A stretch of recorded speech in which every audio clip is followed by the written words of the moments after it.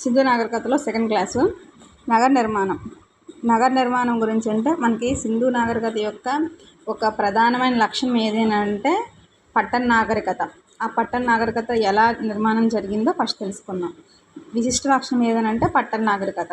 Next పట్టణ నాగరికతలో main points ఏంటంటే grid వ్యవస్థ. గ్రిడ్ వ్యవస్థ అంటే ఒక చెస్ బోర్డ్ లాగా ఒక లైన్గా ఉత్తర దక్షిణ ప్రధాన రహదారులు, తూర్పు పడమర చిన్న చిన్న రహదారులుగా ఉంటాయి అన్నమాట. అంటే ఒక చెస్ బోర్డ్ లాగా ఒక గ్రిడ్ వ్యవస్థ ఉంటుంది. ప్రజెంట్ మన గ్రిడ్ వ్యవస్థ కలిగింది చండీగఢ్ ఒకటే ఉంది. చండీగఢ్ ప్రజెంట్ మన దేశం ఇది యునెస్కో గుర్తించింది అనమాట. గ్రిడ్ వ్యవస్థ కలిగింది మన దేశంలో ఉన్న ఏకైక గ్రిడ్ వ్యవస్థ కలిగిన పట్టణం ఏంటంటే చండీగఢ్. అంటే ఇప్పుడు రోడ్స్ ఉంటాయి. ఒక రోడ్డు ఉందనుకో, ఈ రోడ్డు ఇక్కడికి ఇల్లులు వచ్చేస్తాయి. కానీ మనకి సింధు నాగరికత యువతలే ఉండేవి, రోడ్డు యువతలే ఉండేవి, అవతల యువతలు ఉండేవి, మధ్యలో స్పేస్ ఉండేది. బట్ ఇప్పుడు ఇల్లుల్లో మధ్యలోకి వచ్చేస్తున్నాయి అన్నమాట. అప్పటిన్నంత గ్రిడ్ వ్యవస్థ మనకి లేదంటే నాగరికతలో ఉన్నంతగా ఇప్పటికి కూడా మన డెవలప్మెంట్ చెందదు అనమాట. నెక్స్ట్ మనకి గ్రిడ్ వ్యవస్థ లేని నగరం ఏదన్నంటే మనకి బన్వాలీలో గ్రిడ్ వ్యవస్థ లేదు. Next drainage system. అప్పుడు భూగర్భ డ్రైనేజీ, గ్రౌండ్ డ్రైనేజీ సిస్టమ్ అనేది ఉండేదన్నమాట. మ్యాన్ హోల్స్ కూడా ఉండేవన్నమాట. అంటే లోపలికి వెళ్ళి ఏమైనా అడ్డైనా ఏదైనా చేయడానికి క్లీన్ చేసుకోవడానికి మ్యాన్ హోల్స్ కూడా ఉండేవన్నమాట. డ్రైనేజ్ వ్యవస్థ కూడా లేనిది ఏదంటే బన్వాలి. ఇక్కడ ఈ రెండు బిట్స్ దగ్గర మెయిన్ ఇంపార్టెంట్ బన్వాలి రాసుకోవాలి. ఓకే, చాలాసార్లు అడిగాడు. నెక్స్ట్ రహదారి. ఫర్ ఎగ్జాంపుల్ ఇప్పుడు రహదారి అనుకో, ఇక్కడ ఇల్లు ఉందనుకో, యాక్చువల్గా వెనక వైపు మనం కిటికీలు పెట్టుకునేవాళ్ళం. ముందు వైపు ఎందుకు పెట్టేవారు కాదంటే వాళ్ళు దుమ్ము ధూళి లోపలికి వచ్చేస్తుంది అని చెప్పి ఇంటికి వెనక వైపు కిటికీలు తలుపులు పెట్టుకునేవారు అనమాట. ఒక్క లోతాల్లో తప్ప అన్ని పట్టణాల్లో కూడా మనకి కిటికీలు తలుపులు రహదారి అంటే రోడ్డుకి అవతల సైడ్ అంటే ఇంటికి బ్యాక్ సైడ్ ఉండేవన్నమాట. నెక్స్ట్ పరిశ్రమలు. మనకి సింధు నాగరికత అసలు ఏంటి?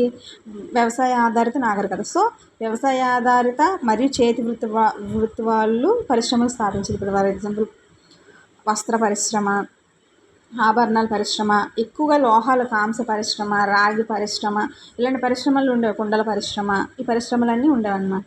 నెక్స్ట్ వ్యాపార వాణిజ్యం. మనం అంతర్జాతీయంగా రెండు రకాలు ఉంటాయి, జాతీయ అంతర్జాతీయ. ఇంటర్నల్ అంటే ఎడ్ల బండి నదీ ఆధారిత. ఎక్స్టర్నల్ అంటే మనం మెసపటోమియాతో లోతాల నుంచి మనకున్న కృత్రిమ వాటర్ ఏదంటే లోతాలు ఇక్కడి నుంచి మనం మెసపటోమియాతో చేస్తాం. మెసపటోమియా అంటే మృతుల దెబ్బ అని అర్థం అరబిక్ భాషలో. అయితే వాళ్ళకి మనకి అంతర్జాతీయ వర్తక వాణిజ్యం జరిగిందని మనకి స్తూపాకార ముద్రికలు తెలియజేస్తున్నాయి. వాళ్ళు మన ఇండియాని మెలూహా అని, పత్తిని సింతన్ అని పిలిచేవారు. మనం పత్తిని మెసపటోమియాకి ఎగుమతి చేసామన్నమాట. భారతీయులు మొదటిసారిగా వరిని పత్తిని పండించారు. వరిని కొల్దీవా ప్రాంతంలోన, పత్తిని మెహర్గఢ్ ప్రాంతంలో మనకు నవీన శిలాయుగంలో చదివినప్పుడు మనకు వస్తుంది అన్నమాట. ఓకే,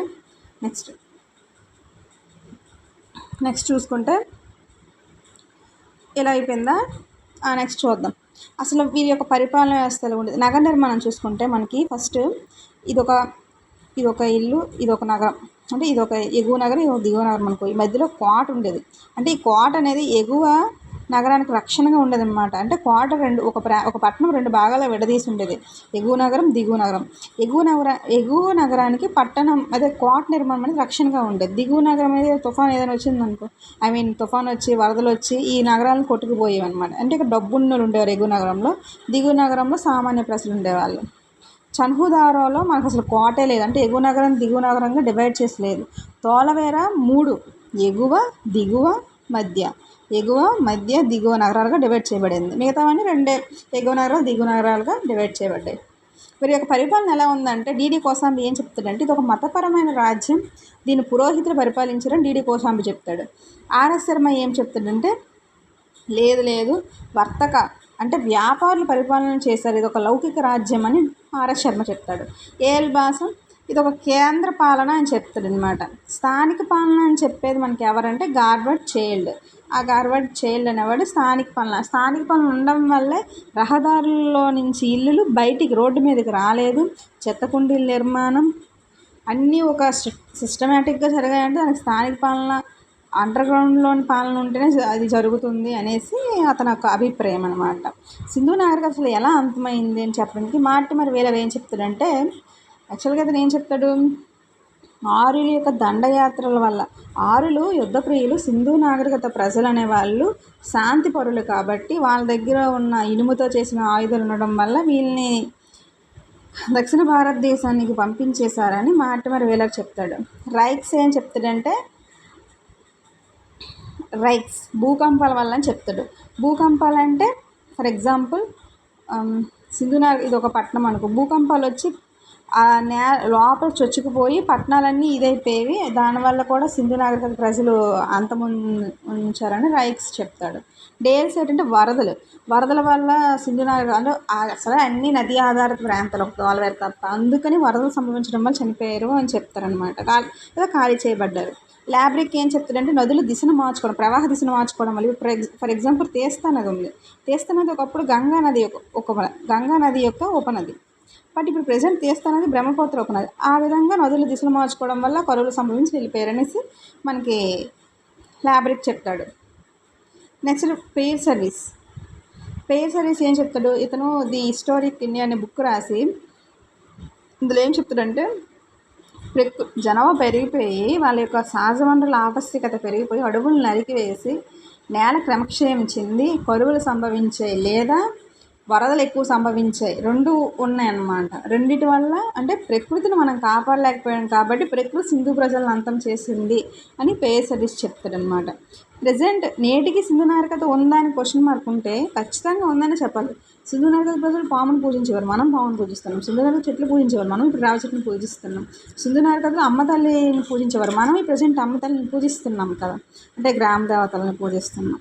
అప్పుడు మూఢనమ్మకాలు తాయెత్తులు కట్టుకున్నాం, ఇప్పటికి కూడా మనం తాయెత్తులు కట్టుకుంటున్నాం. ఇప్పుడు ఎడ్ల బండిని యూజ్ చేశారు, ఇప్పటికి కూడా మనం ఎడ్ల బండిని వ్యవసాయంలో యూజ్ చేస్తున్నాం. అంటే సింధు అప్పుడు మన రబీ ఖరీఫ్ సీజన్లో పండించేవారు, ఇప్పటికి కూడా మనం ఖరీఫ్ రబీ రెండు పంటల కాలాన్ని అనువదిస్తున్నాం. ఈ విధంగా ప్రతిదీ మతపరమైన, సాంఘికపరమైన, ఇప్పటికి కూడా మన వ్యవసాయం ఆర్థికపరమైన అంశాలు నేటికి మన భారతదేశంలో ఇప్పటికి కూడా కొనసాగుతున్నాయి. అంటే సింధు నాగరికత అంతమొందించలేదు, జస్ట్ సింధు నాగరికత పట్టణాలు మాత్రమే అంతమయ్యాయి అనేది దీని యొక్క కన్క్లూజన్. ఈ రోజుతో సింధు నాగరికత అయిపోయింది. నెక్స్ట్ మనం ఆర్య నాగరికత చూద్దాం. Thank you.